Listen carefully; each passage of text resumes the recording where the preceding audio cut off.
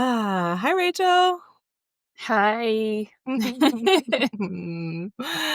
So we are here for this little mini episode just to offer to folks who may be interested in signing up to do some groups with us. Our group offering being the Artistry of Embodied Relationships, and maybe they don't know what that means, or what that is, and so we wanted to share a little bit about how we hold that group and what people might expect if they sign up, who we think this is a good fit for, etc. So, do you want to get us started? Give our spiel. Yeah. Okay. Yeah. I'll do my best. Okay. um, yeah. So I think the first thing that I want to name about the group is that it really is a true blend of a lot of different components that Taja and I both find really essential to the therapeutic process. Um, so arriving at the group, really, it is a ritual space, meaning there's a clear beginning, there's a middle where we're entering the mystery, and um, really a lack of plan, if you will, and then an end. And each group is a ritual in and of itself, but then the series is a larger ritual. So group participants have described it sort of like an initiation in the past, where you arrive and you're learning how to weave the use of rhythm and how that supports your potential embodiment, your present moment awareness, and what we like to call like your presence, your healing presence. Like, how do you arrive and notice what is, and how do you do that in relationship? We really invite participants to do that um, on the land where the group is held, and in relationship to each group participant, in relationship to the space, to the elements in the space, in relationship to one's own body, and then also in relationship to spirit.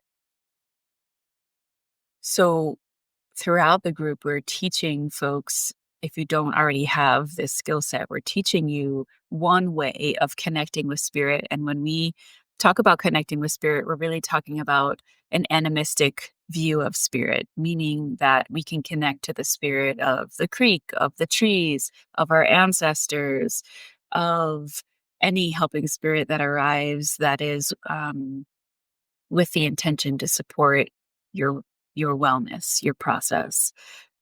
So each series, we teach folks how to connect. And if you have a practice that's established, you're welcome to bring in your own skill set around how you connect. We then move into interpersonal process. We then also listen to the spirits that have agreed to be in partnership with Taja and I in running these groups. And we oftentimes are really looking to spirit to say what journey might be of benefit to those who are in the space right now. And to be of benefit, what we mean is, which ties to Taja and I, is like our orientation to this work of what healing, what wounds are alive in our very humanness, right? Even though we are therapists, not even though we are therapists, but we are first and foremost human beings who have experienced the world and are wounded. So the theory that we work with is that the more we can deepen into our own healing work, the more we can really fully be present and of service to other people. So, our spirit led process within the ritual is to be of service in supporting how folks are deeply connecting to their own wounds, what's getting in their way when they're working with clients, what's getting in their way or alive just in the presence of being in connection with other people in the room, inside of the group itself.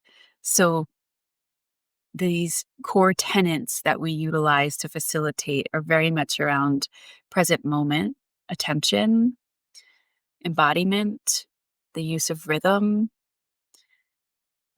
interpersonal process that crosses different sociocultural locations and includes our real identities in the present moment, and how our our history, who we are, the bodies that we're in, how that's all relevant to how we show up in the group together. Beautiful. Yeah, and I think I want to just like for people who are hearing this and getting for the first time maybe an introduction to how we think about orientation to spirit and relationship to spirit, want to just like say really explicitly this is not tied to any religious dogma. It is not dogmatic at all. It's more about how do you connect with the more than, the greater than human, and we believe that that is in everything. And that's like you were saying, the animistic view of, the trees have things to teach us and the creek has things to teach us and to offer us and has medicine to offer us. And that that everybody, every human, simply by being born onto this planet, actually has that in our bones, in our lineage. If you go far back enough before colonization, every indigenous culture around the world had some way of connecting to spirit, connecting to land and to place and to ancestors who have passed on and who still have wisdom to offer us. Like this is not at all a dogmatic thing. And in a lot of ways, for us, actually feels like a reclaiming of what is so natural to all of us as humans throughout history. Mhm. So a really open and welcoming space, no matter what your sort of like religious or spiritual beliefs are, accessible as long as you are open to being in a relationship with the more than human. Yeah. Just to speak a little bit to Tajah and I's facilitation process, like I was sharing a minute ago, oftentimes we're really deeply listening to see like what is being called for, both in the aliveness of the humans, which we call upon our therapy skills, right, of supporting the interpersonal vulnerability, risk taking, the giving and the receiving of feedback, of naming what you notice, but also listening to our spirits who are here to support. Um, so because the way we facilitate is so present moment oriented, each group looks a little bit different. It's Mhm, about who's in the room. It's about what are the themes that are alive for the people in the room. Um, it's what personally has made marketing this group feel so challenging because I'm like, how do we talk about what we do? Because it's so much about modeling and teaching like how to deeply be here and recognize that I am not just only in my body, but I'm actually deeply interconnected. And how do I start to widen the view of what I recognize happening in the present moment with where I am in proximity to place, to other humans, to spirit, on and on. Um, so it really, the way that we facilitate is really asking and teaching folks to widen the paradigm of what you might be doing for yourself, but also in the counseling room, right? Where we are not teaching, here's the intervention that you do with your clients from up here. We are really supporting folks in deepening their trust within their connections, within themselves, so that the interventions in the counseling room come from that connection in the present moment, which doesn't exclude theory and different modalities of doing therapy. It's just a wider paradigm of how we hold space, right? How we hold our own self in deep, intimate healing relationships. Um, so perhaps we talk a little bit about like who might want to come to the group, who mhm, might be mhm. interested or be of benefit, who might be a good fit. Yeah, yeah. Before we go there, I want to just bounce off of a couple things that you said, which were so brilliant. That we're always sort of in this dance relationally of what we know, right? Like the theory, we don't throw the theory out the window. It's always just like, what do I know? What have I learned from grad school, et cetera? What do I know in my own bones and in my own body? And also moving into the unknown, and that there's always unknown whenever you meet the present moment. Whenever you're in relationship to another human, also in relationship to spirit, there's always a great amount of unknown of I don't know what's going to happen in the next moment. And so another big part of what we are doing is helping folks cultivate skills to sit with that of not dismissing what I know, and also being able to be flexible and move with the unknown and to meet the present moment again and again. And that is simple but not easy.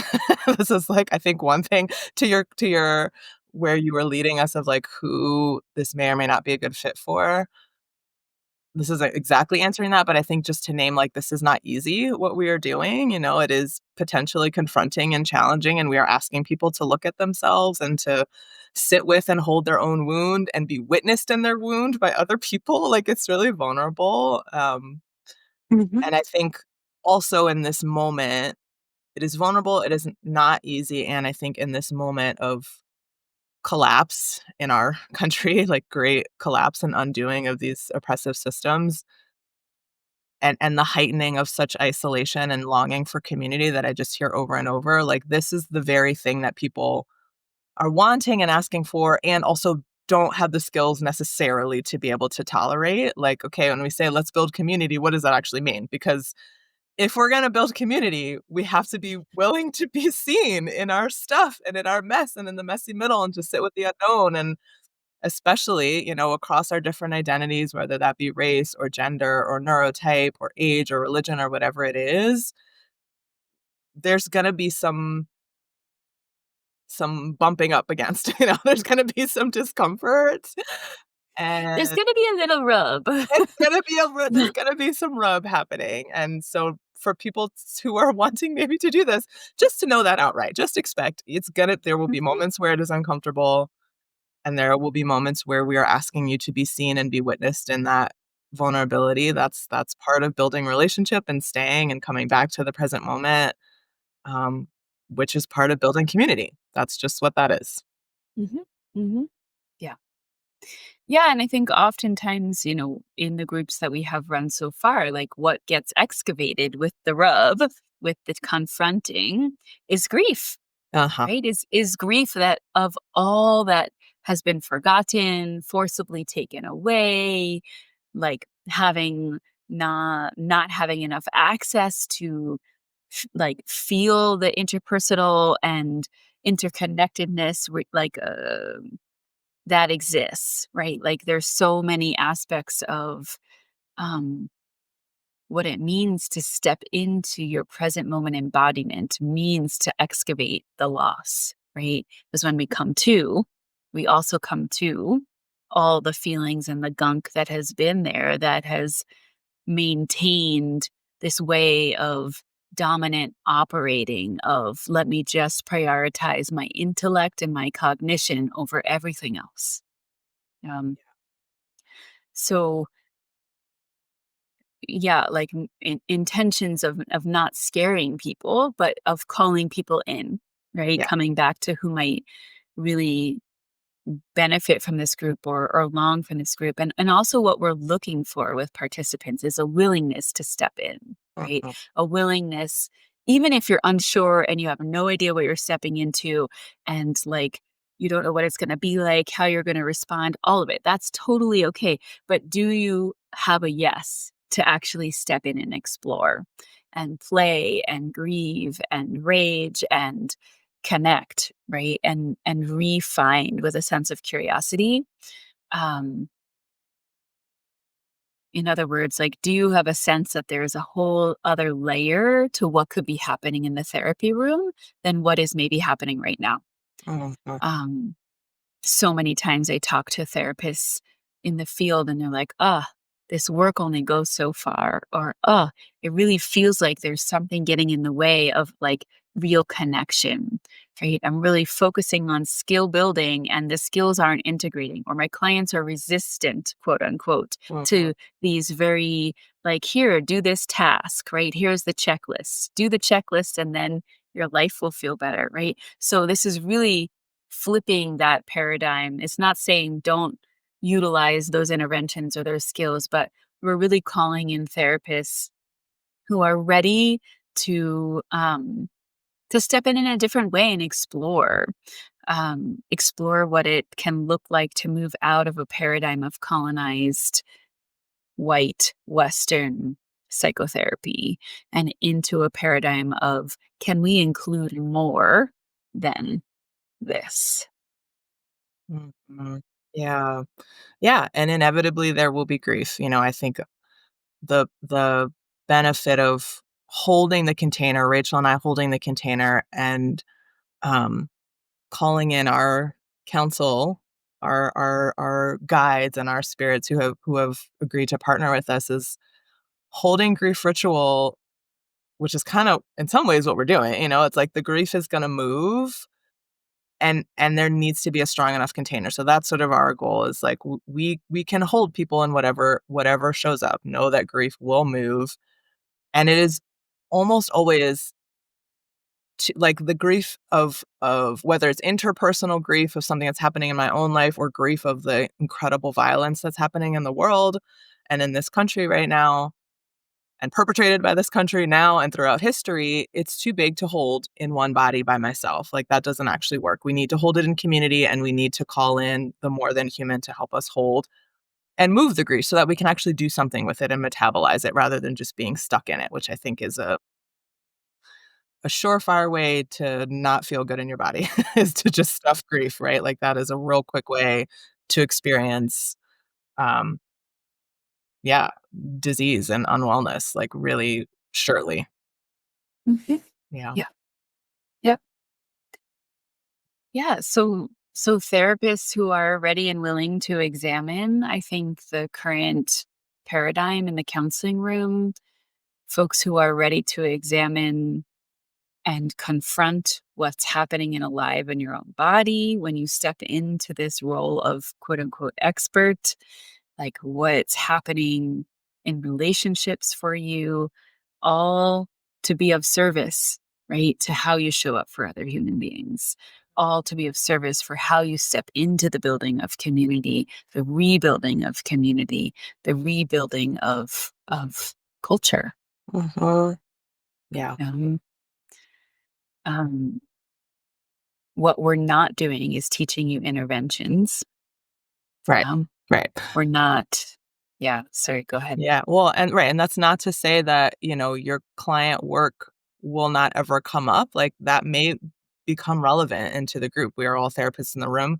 But right, we're not there's no formula to what we're doing. It's not a plus B equals C. It is very much a meeting of the moment. Yeah. Mhm, mhm. Yeah. Which again is why it's hard to talk about it in marketing. So hopefully this is helpful. Join us. Join Step us. into the mystery. Yeah.